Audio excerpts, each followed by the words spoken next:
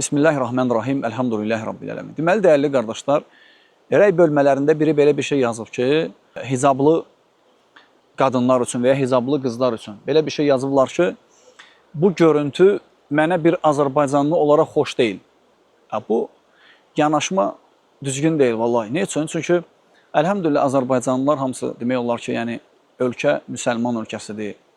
İslamı bilirlər, İslamı bacardıqları qədər yaşayırlar, özlərini İslama nisbət eləyirlər və şükürlər olsun Allaha ki, biz elə özümüz hamımız nənələrimizi görmüşük ki, onların dilində desə yaşmaqlı olublar. Hətta üzləri də bağlı olub. Əgər söhbət Azərbaycanlıdan gedirsə, əlhamdülillah bizim nənələrimizin hamısının başı bağlı olub. Yəqin ki, o deyən insanın da elə bilirəm nənəsinin və ya oğul nənəsinin hamısının başı bağlı olublar. Başı bağlı olublar. Bu düzgün deyil, deyəsən ki, Azərbaycanlı olaraq bu mənzərə mənə xoş gəlmir. Yəni, əgər müsəlmansansa, indi ateistdirsə, qeyri-müsəlmandırsa və ya başqa bir batil dini qəbul eləyənsə, o üçün xoş deyil. Amma hicab bir Azərbaycanlıya, müsəlman olan Azərbaycanlıya niyə xoş gəlməsin ki? Çünki hicab Allahın əmridir. Allah Quran-ı Kərimdə hicab taxmağı qadınlara əmr eləyib. Peyğəmbər sallallahu aleyhi ve sellem öz sünnəsində qadınlara hicab taxmağı əmr eləyib. Və bu qadının xeyri üçündür, qadının faydası üçündür, qadının iffətinin, namusunun daha rahat qorunması üçündür. Bizim dinimiz bunu bizə deyir. Yəni bir Azərbaycanlıya niyə İslamın şüarı xoş gəlməsin? Bəlkə belə bu mənada deyir ki, uşaqdır, balacadır, lazım deyil ona hicab taxdırmaq. Bu da düz deyil. Çünki biz uşaqlara İslamı uşaqlıqdan öyrətməliyik. Peyğəmbər sallallahu aleyhi ve sellem məsələn namaz haqqında nə deyir uşaqlar üçün? Deyir ki, muru əbnəəkum bis salati li səb'in. 7 yaşında evladlarınıza namaz qılmağı əmr eləyin. Fikir verirsiniz? Deməli, uşaqlıqdan uşağa öyrətmək yaxşıdır.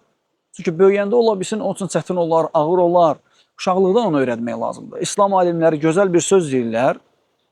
Uşağı öyrətmək barədə deyirlər ki, inşallah bu hamı üçün fayda olar bu söz. Həm dini elmə də aiddir, həm də dünyavi elmə aiddir inşallah. Deyirlər ki, əl-ilmu fis-siğar, uşaqlıqda öyrədilən elm möhkəm bir daşın üzərinə döyülmüş naxış kimidir. Baxın siz, təsəvvür edin dəyərli müsəlmanlar. Bu daşdır. Bu çayda olan bir daşdır. Biz görürük, əsrlər boyu gələn daşlar, hansı ki onların üzərində yazılar var, naxışlar var. Elə deyil. Ola görsə əsrlərlə, 100 illərlə qalıb. Və o misal çəkiblər ki, uşaqlıqda öyrədilən elm uşağa möhkəm daşın üzərinə döyülmüş bir naxış kimidir. Hissi bir dənə misal çəkiblər. Biz uşaqları balacalıqdan öyrətsək onları hicaba, dinə, həmçinin dünyavi elmlər. Baxırsınız, dünyada necədir? Görsən, uşaqlar üçün dünyavi necə təyin ediblər elmi? Balacalıqdan. İndi daha da müasirləşdiriblər. Görsən, 5 yaşından səhv eləmirəmsə, uşaqlar yarımcıya gedirlər, 1-ci sinifdən öncə. Onlar yarımcıya gedirlər. Sonra 1-ci sinif, sonra 11-ə qədər, sonra Allah nəsib eləsə universitet və s. Fikir verirsiniz, uşaqlıqdan öyrədirlər. Deməli, elm uşağa uşaqlıqdan lazımdır. Sən, məsələn, uşağa 6 yaşından deyil, 18 yaşından və ya 15 yaşından elm öyrətməyə başlatsan, dünyavi elmdən desək, səncə onun ona faydası olacaq? Yox. Dini elmlər də belədir, əlhamdülillah. Həmçinin biz toxunmalıyıq ki, din, İslam, dünyavi elmə bir maniyə törətməyib, deməyib ki, dünyavi elmi öyrənmə. Əksinə, İslam tərəfdarıdır ki, müsəlman dini cəhətdən də, dünyavi cəhətdən də savadlı olsun. Bu düzgün deyil deyəsən ki, mənzərə mənə xoş deyil. Yəni, bir müsəlmanın saqqallı olması, bir qız uşağının və ya bir qadının hicablı olması, öz dinini yaşaması mənə xoş deyil demək düzgün deyil. Bir müsəlman üçün. Qeyri-müsəlmansa, kafirdirsə, bizim ona bir sözümüz yoxdur. Amma müsəlman olan, hətta imanı zəif olsa belə, dindən olan bir şey görəndə, özü ona əməl eləməsə belə, ailəsi əməl eləməsə belə, ona hörmət eləməlidir. Bu ona bir müjdə olsun, xatırlatma olsun. Allah təala deyir ki, وَمَنْ يُعَزِّمْ شَعَائِرَ اللّٰهِ فَإِنَّهَا مِنْ تَقْوَ الْقُلُوبِ. Kim Allahın şüarlarına hörmət eləsə, bu onun qəlbinin içində olan Allah qorxusundan irəli gəlir. Məsələn, hicab Allahın şüarıdır. Namaz Allahın şüarıdır. Saqqal Allahın şüarıdır. Məscid Allahın şüarıdır. Bunlar hamısı Allahın dinindəndir. Məsələn, bəzən görsən, deyirlər ki, yolda gedirsən, görsən nə qədər adamdır, deyir, cümə günü yığışırlar, namaz qılırlar. Yaxşıdır mənzərə deyil.